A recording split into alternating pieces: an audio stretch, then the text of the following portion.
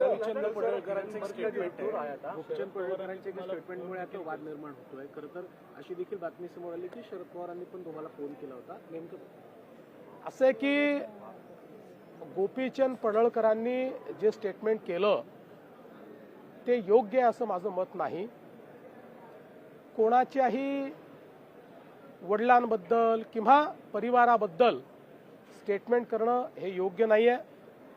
या संदर्भात गोपीचंद पडळकर यांच्याशी मी बोललेलो आहे, त्यांनाही मी सांगितलेलं आहे आणि मला शरद पवारांचा फोन आला होता, तेही या संदर्भात माझ्याशी बोलले. मी त्यांनाही सांगितलं की अशा प्रकारचं जे स्टेटमेंट आहे त्याचं आम्ही कधीच समर्थन करणार नाही.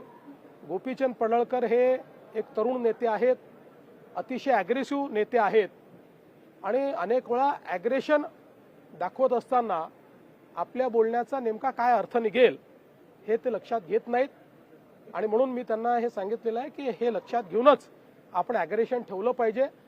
तुम्हाला भविष्यात चांगला नेता म्हणून मोठी संधी आहे, त्याच्यामुळे तुम्ही आपण बोलत असताना त्याचे काय अर्थ निघतील अशा प्रकारचा विचार केला पाहिजे, हा सल्ला मी त्यांना दिला आहे.